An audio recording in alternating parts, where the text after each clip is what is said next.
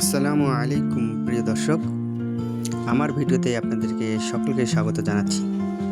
আজ আমি আপনাদেরকে ঢাকা জিয়া উদ্যান তথা চন্দ্রিমা উদ্যানের ঈদ উল ফিতরের পরবর্তী সাপ্তাহিক ছুটির দিনেও যে কী পরিমাণ দর্শনার্থী এখানে সমবেত হয় তা দেখানোর চেষ্টা করব।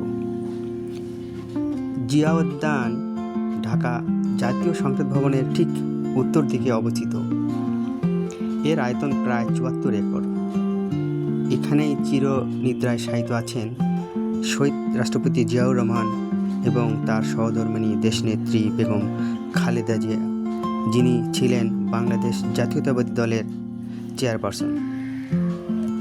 উদ্যানে ঢোকার মুখেই রয়েছে একটি সুন্দর ব্রিজ, যা লেকের উপরেই অবস্থিত।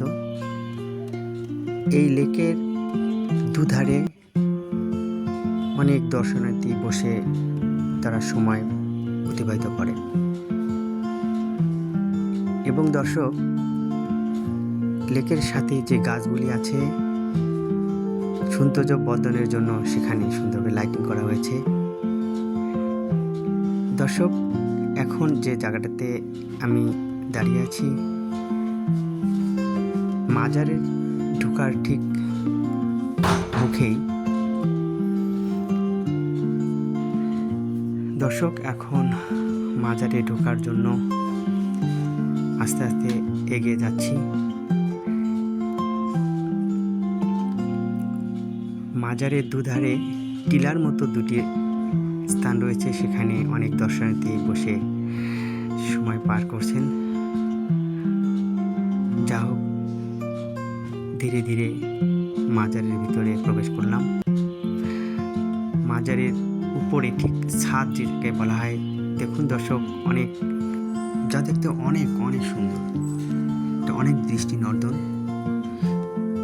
দর্শক, আজ অনেক দর্শনার্থী আজ এখানে এসেছেন এই দুই গণী ব্যক্তিকে পরম শ্রদ্ধা জানানোর জন্য।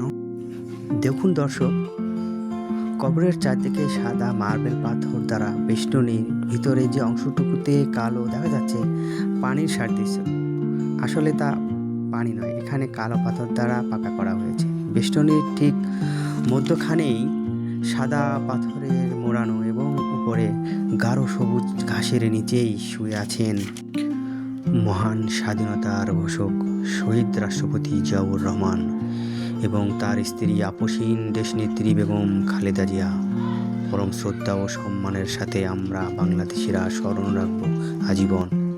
তবে আনন্দের বিষয় এই, সম্মানী এই ব্যক্তিদের সুযোগ্য সন্তানই আজকের এই স্বাধীন বাংলাদেশের প্রধানমন্ত্রী। তিনি আমাদের গর্ব, প্রিয় নেতা জনাব তারেক রহমান।